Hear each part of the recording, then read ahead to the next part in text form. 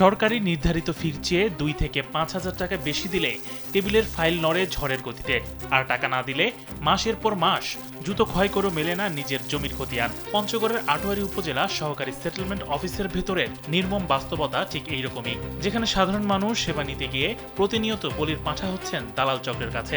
কোনো সেবা প্রত্যাশী আটোয়ারী সেটেলমেন্ট অফিসে নামজারি, খতিয়ান উত্তোলন, জমির পর্চা সংশোধন কিংবা রেকর্ড যাচাইয়ের মতো কোনো জরুরি কাজে গেলে অফিসে ঢোকার আগেই তাদের স্বাগত জানায় একদল দালাল।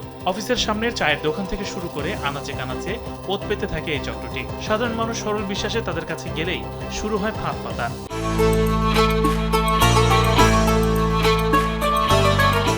দ্রুত কাজ করে দেবে এই মিথ্যে আশ্বাস দিয়ে হাতিয়ে নেওয়া হচ্ছে হাজার হাজার টাকা। কিন্তু এই দালালদের খুঁটির জোর কোথায়? ভুক্তভোগীদের অভিযোগের আঙুল সরাসরি অফিসের ভেতরের কিছু কর্মকর্তা কর্মচারীর দিকে। দালালেরা বাইরে থেকে মক্কেল ধরে ভেতরে থাকা এই সিন্ডিকেটের কাছে পাঠায়, আর এরপরই শুরু হয় প্রকাশ্য দিবালোকে পকেট কাটার খেলা। প্রশাসনের ঊর্ধ্বতন মহলের হস্তক্ষেপে দ্রুতই বন্ধ করা হবে এই সেটেলমেন্ট অফিসের ঘুষের বাণিজ্য, এমনটাই প্রত্যাশা আটোয়ারীবাসীর। লিখিত অভিযোগ পাওয়ার সাপেক্ষে সেই বিষয়গুলো আমরা এখন তদন্ত করব। যদি কারো কোনো এরকম অভিযোগ থাকে, সেক্ষেত্রে আমরা যেহেতু আমি উপজেলা নির্বাহী অফিসার, আইন শৃঙ্খলা রক্ষার স্বার্থে আমি বিষয়গুলা একটু তদারকি করে দেখব।